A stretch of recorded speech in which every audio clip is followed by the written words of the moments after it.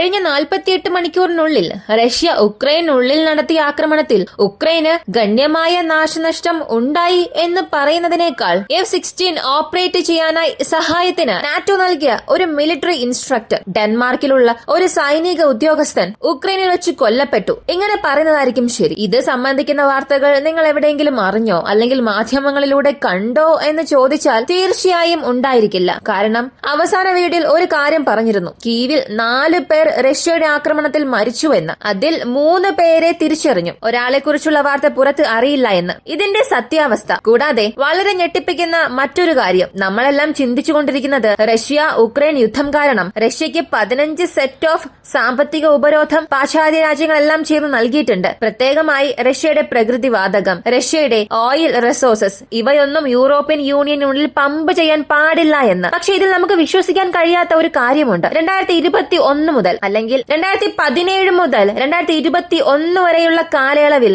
എത്രത്തോളം ഗ്യാസ് ആണോ യൂറോപ്പ് റഷ്യയിൽ നിന്നും വാങ്ങിയത്, അതിലും അധികം ഗ്യാസ് 2022 ശേഷം വാങ്ങാൻ തുടങ്ങിയിട്ടുണ്ട്. അപ്പോ ഇവർ നൽകിയ ഈ സാമ്പത്തിക ഉപരോധം അവിടെ വർക്കായി എന്നുണ്ടെങ്കിൽ ഇങ്ങനെ സംഭവിക്കാനുള്ള സാധ്യതയെ ഇല്ലല്ലോ. ഇവയെല്ലാം ഈ വീഡിയോയിലൂടെ വിശദമായി അറിയാം.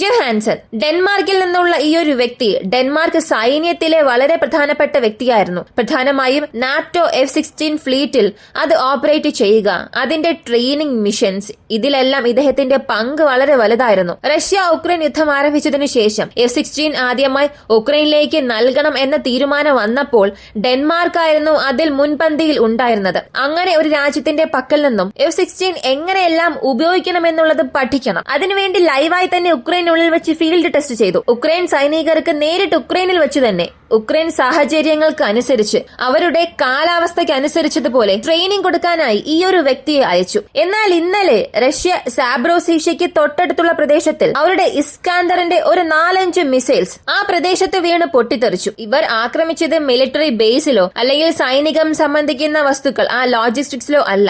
നേരിട്ട് ഉക്രൈൻ സൈനികർ എവിടെയാണോ താമസിച്ചിരുന്നത് അവിടെ ഈ ഒരു മിസൈൽസ് വീണ് പൊട്ടിത്തെറിക്കുന്നു. ഇതിൽ 3 അപ്പാർട്ട്മെന്റ്സിന് കേടുപാട് സംഭവിച്ചു. 2 പേരോളം അവിടെ മരിച്ചു. അതിൽ ഇപ്പോ ഞാൻ പറഞ്ഞ വ്യക്തിയും ഉണ്ടായിരുന്നു. ഇദ്ദേഹത്തിന്റെ ഐഡന്റിറ്റി ഏകദേശം ഇപ്പോ കൺഫേം ആയിട്ടുണ്ട്. മറ്റൊരു വ്യക്തി ആരാണ് എന്ന വാർത്ത ഇതുവരെയും പുറത്തു വന്നില്ല. ഒരുപക്ഷെ അടുത്ത ചില ദിവസത്തിൽ അതിനെക്കുറിച്ചുള്ള വാർത്ത പുറത്തു വരാം. ഇപ്പോ ഇദ്ദേഹത്തെ നഷ്ടപ്പെടുത്തിയത് ഉക്രൈന് ഒരു വലിയ നഷ്ടം തന്നെയാണ്. കാരണം ഇതിനകം ഉക്രൈന്റെ F-16 ഫ്ലീറ്റ് പല വെല്ലുവിളികൾ നേരിടുന്നുണ്ട്. അവരുടെ ഓപ്പറേഷണൽ സക്സസ് അല്ലെങ്കിൽ F-16 ഉപയോഗിക്കുന്ന മെത്തേഡ്സ് എല്ലാം റഷ്യയുടെ Su-57 അകത്തേക്ക് വന്നതിന് ശേഷം കുറയാൻ തുടങ്ങിയിട്ടുണ്ട്. ഒരു 10 ദിവസത്തിന് മുൻപുള്ള ഡേറ്റ എടുത്ത് നോക്കിയാൽ ആവറേജ് ഒരു ദിവസത്തിൽ തന്നെ റഷ്യക്കെതിരെ ഉക്രൈന്റെ F-16 2-3 തവണ ടേക്ക് ഓഫ് ആകും. ഇൻകമിംഗ് ഡ്രോൺസിനെയും അകത്തേക്ക് വരുന്ന മിസൈൽസിനെയും ഡിഫൻഡ് ചെയ്യാനായി ആ ഡേറ്റാസ് എല്ലാം അവൈലബിൾ ആയിരുന്നു. എന്നാൽ എപ്പോഴാണോ ആദ്യമായി തലസ്ഥാനത്ത് തന്നെ Su-57 ആക്രമണം നടത്തിയത്, എപ്പോഴാണോ MiG-29 നേരിട്ട് ഏരിയൽ കോമ്പാക്റ്റിൽ തോൽപ്പിച്ചത്, അതിനുശേഷം F-16 ഫ്ലൈറ്റ് പാത്ത് നമുക്ക് ലഭിച്ചിട്ടേയില്ല. ഒരുപക്ഷെ ഉക്രൈൻ അവിടെ ഹൈഡ് ചെയ്തിട്ടുണ്ടാകാം, അല്ലെങ്കിൽ സത്യത്തിൽ F-16 ടേക്ക് ഓഫ് ആകുന്ന റേറ്റ് കുറഞ്ഞിട്ടുണ്ടാകാം. ഇവയെല്ലാം ഒരു ഭാഗത്ത് നടക്കുമ്പോൾ മറ്റ് 2 സ്ഥലങ്ങളിൽ കൂടെ ഇതുപോലുള്ള സംഭവങ്ങൾ നടന്നിട്ടുണ്ട്. സാബ്രോസീഷ്യയിൽ ആക്രമണം നടന്ന വാർത്തകൾ നമ്മളൊന്നും അറിഞ്ഞിട്ടുണ്ടാകില്ല. അതിന്റെ ഒരു ചെറിയ വീഡിയോ ക്ലിപ്പ് കാണിക്കാം. ഒരു ബ്ലഡ് വീഡിയോ ആണ്. സത്യത്തിൽ ഇതാണ് ഒറിജിനൽ ഫൂട്ടേജ്. മറ്റ് പുറത്തുവരുന്ന വീഡിയോസ് അല്ലെങ്കിൽ ടെലഗ്രാമിൽ ട്വിറ്ററിൽ വരുന്ന മറ്റു വാർത്തകളെല്ലാം പഴയ വീഡിയോസ് ആയിരിക്കാം, അല്ലെങ്കിൽ ഫേക്ക് ന്യൂസസും ഉണ്ടാകാം. ഇപ്പോ കാണിക്കുന്നതാണ് സാബ്രോസീഷ്യയിൽ നടന്ന ഒറിജിനൽ അറ്റാക്ക്. ഇതിന്റെ ഇന്റൻസിറ്റി എന്നത് ഏകദേശം 7 കിലോമീറ്റർ വരെയും ഉണ്ടായിരുന്നു. ഈ പ്രദേശത്ത് നടത്തിയ ആക്രമണം എന്നത് 7 കിലോമീറ്റർ കഴിഞ്ഞ് അനുഭവപ്പെട്ടിട്ടുണ്ട്. അപ്പോ എത്ര വലിയ ഇമ്പാക്ട് ആയിരിക്കാം അത് സൃഷ്ടിച്ചത് എന്ന് നിങ്ങൾ തന്നെ ചിന്തിച്ചു നോക്കുക. അടുത്ത സുമി റീജിയനിലെ ഉക്രൈന്റെ ഒരു എമിനേഷൻ പ്ലാന്റിനെയും ആയുധങ്ങൾക്ക് ആവശ്യമായ സ്ഫോടക വസ്തുക്കൾ നിർമ്മിക്കുന്ന പ്രദേശത്തെയും റഷ്യ ഇസ്കാന്ദർ മിസൈൽസ് ഉപയോഗിച്ച് ഇന്നലെ ആക്രമിച്ചു. അവിടെ കാഷ്വാലിറ്റീസ് കൗണ്ടിനെ കുറിച്ച് അറിയില്ല. എന്നാൽ ഏകദേശം നോക്കിയാൽ ഉക്രൈൻ മുഴുവൻ ഫ്രണ്ട് ലൈനിലും ആവശ്യമായ ഒരു 20 ദിവസത്തേക്ക് ആവശ്യമായ സ്ഫോടക വസ്തുക്കളെല്ലാം നശിപ്പിച്ചിട്ടുണ്ടെന്നും പറയുന്നു. അപ്പോ കൂടാതെ ഇന്നലെ 4 പേർ മരിച്ചു എന്ന ഒരു വാർത്ത പുറത്തു വന്നിരുന്നു. അതിൽ ആ 4ാമത്തെ വ്യക്തി ആരാണ് എന്നുള്ളത് ഇതുവരെയും പുറത്തുവിട്ടിട്ടേ ഇല്ല. ഇവർ ഈ ആക്രമിച്ച സ്ഥലത്തിന്റെ ഡീറ്റെയിൽസ് നോക്കിയാൽ അതിനെക്കുറിച്ച് ഉക്രൈന്റെ ഭാഗത്തു നിന്നും പറയുന്നത് 2 റെസിഡൻഷ്യൽ ബിൽഡിംഗ് നശിപ്പിച്ചു, ഒരു കോഫി ഷോപ്പിൽ സ്റ്റോപ്പിന് അടുത്തുള്ള കാറ് മുഴുവനായും കത്തി നശിച്ചു.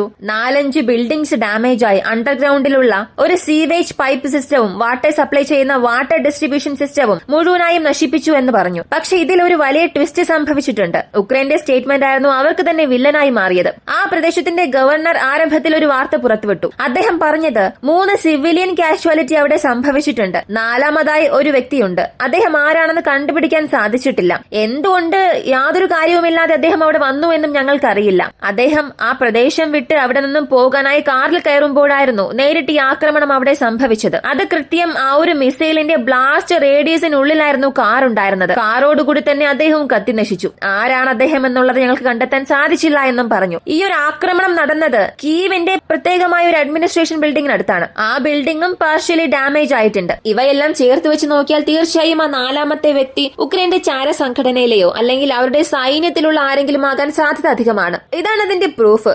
ഇത് ഉക്രൈൻ മീഡിയാസ് തന്നെ പുറത്തുവിട്ട വാർത്തയാണ്. 4ാമതായുള്ള ആ വ്യക്തി ആരാണെന്ന് ഉക്രൈൻ ഇതുവരെയും ഒഫീഷ്യലി പുറത്തുവിട്ടിട്ടില്ല. അത് അന്വേഷിക്കാൻ പോയ വ്യക്തികൾക്ക് അവിടെ നിയന്ത്രണവും നൽകിയിട്ടുണ്ട്. ഈ നിയന്ത്രണം എന്ന വാക്ക് അവിടെ വരുമ്പോഴാണ് സംശയവും അധികമാകുന്നത്. അടുത്ത പ്രധാനപ്പെട്ട സംഭവത്തിലേക്ക് വരാം. റഷ്യ ഉക്രൈൻ യുദ്ധത്തെ സംബന്ധിച്ച് പ്രത്യേകം പറയണമെന്നുണ്ടെങ്കിൽ ജനുവരി മാസം 1-ാം തീയതി മുതൽ 2025 ജനുവരി മാസം 1-ാം തീയതി മുതൽ ഉക്രൈൻ വഴി പാസ്സാകുന്ന മുഴുവൻ ഗ്യാസും ഉക്രൈൻ അവസാനിപ്പിച്ചു. റഷ്യയുടെ ഗ്യാസ് പിന്നെ റഷ്യ സ്ലോവാക്യ നൽകില്ല, ഹംഗേരിക്കും നൽകില്ല, ആർക്കും അയക്കില്ല എന്നും പറഞ്ഞു. ഇവിടെ ഒരേ ഒരു കാര്യം മാത്രമാണ്, റഷ്യയുടെ ഗ്യാസ് അവസാനിപ്പിച്ചു. അതുകൊണ്ട് റഷ്യക്ക് വലിയ നഷ്ടമാണ്. അതുപോലെ ഉക്രൈനിൽ നിന്നും യൂറോപ്യൻ യൂണിയനിലേക്ക് പോകാത്തത് കൊണ്ട് യൂറോപ്യൻ യൂണിയനും അത് നഷ്ടമാണ്. അവിടുന്ന് ട്രാൻസിറ്റ് ചെയ്യുമ്പോൾ ലഭിക്കുന്ന ചെറിയ കമ്മീഷൻ അല്ലെങ്കിൽ ഉക്രൈൻ പ്രദേശം വഴി ഈ ഗ്യാസ് പോകുമ്പോൾ ഉക്രൈന് ലഭിക്കുന്ന ചെറിയ കമ്മീഷൻ അതും ഉക്രൈന് ലോസ് ആണ്. എന്നാൽ അതൊന്നും പ്രശ്നമല്ല എന്ന് ഉക്രൈൻ പറയും. എന്നാൽ യാഥാർത്ഥ്യം അവിടെ അങ്ങനെയാണോ എന്ന് നോക്കിയാൽ ഞാനീ പറയുന്നത് ഒരുപക്ഷെ നിങ്ങൾക്ക് വിശ്വസിക്കാൻ സാധിക്കില്ല. റഷ്യ ഉക്രൈൻ യുദ്ധത്തിന് മുൻപ് 2021-22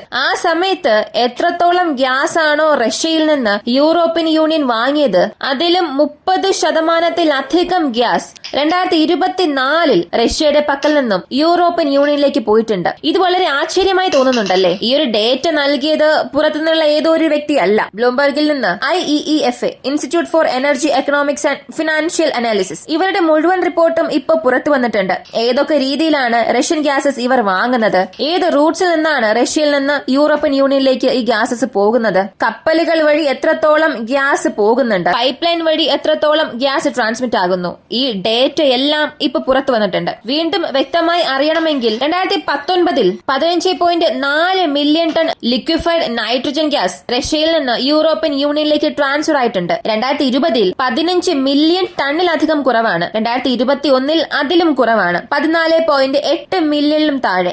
എന്നാൽ ഈ റഷ്യ ഉക്രൈൻ പ്രശ്നമെല്ലാം ആരംഭിച്ചല്ലോ 2022. ഈ 2022 കഴിഞ്ഞ 4 വർഷത്തെക്കാട്ടിലും, അതായത് 2018, 19, 20, 21 ഈ 4 വർഷത്തിലുണ്ടായിരുന്ന മാർജിനെക്കാട്ടിലും വളരെ അധികമായി 16.2 മില്യൺ ടൺ എന്ന അളവ് റീച്ച് ചെയ്തു. അതായത് 2022 ഫെബ്രുവരി മാസത്തിന് ശേഷമുള്ള ഡേറ്റയാണിത്. ഈ 11 മാസത്തിൽ മാത്രം ഇത്രത്തോളം കൂടുതൽ ഗ്യാസ് ഉക്രൈൻ വഴി പോയിട്ടുണ്ട്. ഉക്രൈന്റെ ലാൻഡ് പൈപ്സ് ഉപയോഗിച്ച് യൂറോപ്യൻ യൂണിയൻ വാങ്ങിയിട്ടുണ്ട്. 2023 ഇതിൽ ഒരു ചെറിയ മാറ്റം സംഭവിച്ചു. 1.5 മില്യൺ ടൺസ് കുറഞ്ഞിട്ടുണ്ട്. എന്നാൽ 2024 അതിലും അധികമായി മാറി. 2024 ഉക്രൈൻ വഴി പോയ ഗ്യാസ് എന്നതിനും അപ്പുറം കപ്പലുകൾ വഴി കൂടുതൽ ഗ്യാസ് പോയിട്ടുണ്ട്. കപ്പലുകളിലെ LNG കണ്ടെയ്നേഴ്സ് വഴി ഈ ഗ്യാസ് യൂറോപ്യൻ യൂണിയനുള്ളിലേക്ക് പോയിട്ടുണ്ട്. അതിലും പ്രധാനമായി ഇവർ ആരുടെ പക്കൽ നിന്നാണ് ഈ ഗ്യാസ് വാങ്ങിയത്, അതാണ് ഇവിടെ വളരെ പ്രസക്തം. ഇവരെല്ലാവരും ചേർന്ന് ഈ 15 സെറ്റ് ഓഫ് സാമ്പത്തിക ഉപരോധം ഏർപ്പെടുത്തിയല്ലോ. അതിൽ ഈ ഉപരോധം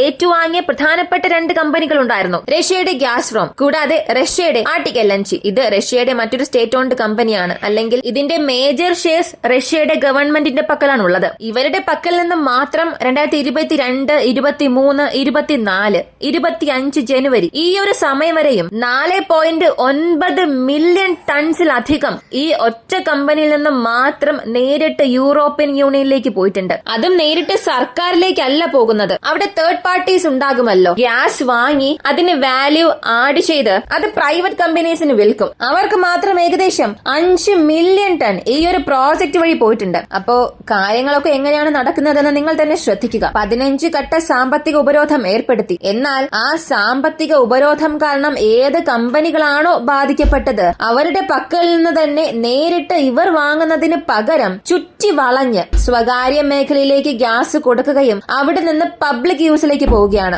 ആ കമ്പനിയുടെ പക്കൽ നിന്ന് റഷ്യൻ ഗ്യാസ് ചീപ്പായി പ്രൈവറ്റ് കമ്പനീസ് വാങ്ങുകയും യൂറോപ്യൻ യൂണിയൻ ഗവൺമെന്റിന് നൽകുന്നു. ഇതാണ് ഇവിടെ സംഭവിച്ചുകൊണ്ടിരിക്കുന്നത്. ഈ ഡേറ്റ എല്ലാം ഇപ്പോൾ ഓൺലൈനിൽ അവൈലബിൾ ആണ്. സാമ്പത്തിക ഉപരോധം എന്നത് വെറും പേരിന് വേണ്ടി മാത്രം. യൂറോപ്യൻ യൂണിയന് റഷ്യയുടെ ഗ്യാസസ് ഇല്ലെങ്കിൽ ചീപ്പസ്റ്റ് എനർജി വേറെ എവിടെ നിന്നും ലഭിക്കില്ല. എന്നാൽ ഇവിടെ ഒരു കാര്യം സത്യമാണ്. 2022 ശേഷം മുഴുവൻ യൂറോപ്യൻ ഭൂഖണ്ഡത്തിൽ ഉപയോഗിക്കുന്ന ഗ്യാസിന്റെ അളവെന്നത് 14 മുതൽ 18% കുറഞ്ഞിട്ടുണ്ട്. എന്നാൽ ഈ മുഴുവൻ ഗ്യാസ് കൺസപ്ഷനിലും ഒരു കുറവ് സംഭവിച്ചാലും റഷ്യയുടെ ഗ്യാസ് വാങ്ങുന്ന അളവ് ഒരല്പം പോലും കുറഞ്ഞിട്ടില്ല. അത് വർദ്ധിച്ചുകൊണ്ട് തന്നെയാണ് ഇരിക്കുന്നത്. അപ്പോ അവരുടെ മുഴുവൻ ഉപയോഗം അവിടെ കുറഞ്ഞാലും റഷ്യയുടെ റിസോഴ്സസിനെയാണ് അവർ വിശ്വസിച്ചിരിക്കുന്നത്. റഷ്യയുടെ പക്കൽ നിന്നും സ്വകാര്യ കമ്പനികൾ വാങ്ങി യൂറോപ്യൻ മാർക്കറ്റിനുള്ളിൽ പുഷ് ചെയ്യുന്നത് കുറഞ്ഞിട്ടേയില്ല. അതിൽ അവർക്ക് വലിയ ലാഭമാണ് ലഭിക്കുന്നത്. അങ്ങനെ ഉള്ളപ്പോൾ റഷ്യയുടെ ഗ്യാസ് ഒരിക്കലും വേണ്ട എന്നവർ പറയുകയുമില്ല. അങ്ങനെ അവർ വാങ്ങിയിട്ടില്ല എന്ന് ഡേറ്റാസ് പറയുന്നുമില്ല. അപ്പോ ഉക്രൈൻ ഇപ്പോ എന്ത് ചെയ്താലും യൂറോപ്യൻ യൂണിയൻ എന്ത് ചെയ്താലും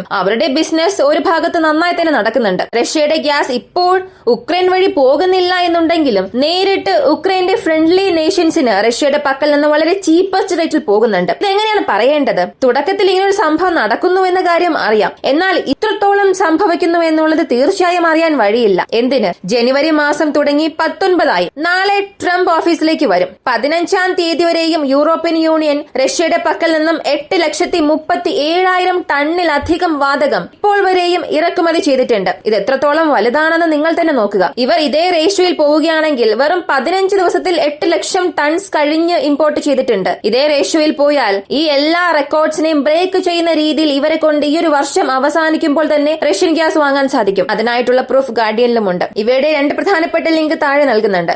സമയമുള്ളവർക്ക് അത് പരിശോധിക്കാം. ഈ ഒരു വീഡിയോയെ കുറിച്ചുള്ള നിങ്ങളുടെ അഭിപ്രായം കമന്റിൽ പറയുക. ഇതുപോലുള്ള വീഡിയോസ് കാണാൻ താല്പര്യമുള്ളവരാണ് നിങ്ങളെങ്കിൽ ഇപ്പോൾ തന്നെ നമ്മുടെ ചാനൽ സബ്സ്ക്രൈബ് ചെയ്യുക. മറ്റൊരു വീഡിയോയുമായി വീണ്ടും കാണാം.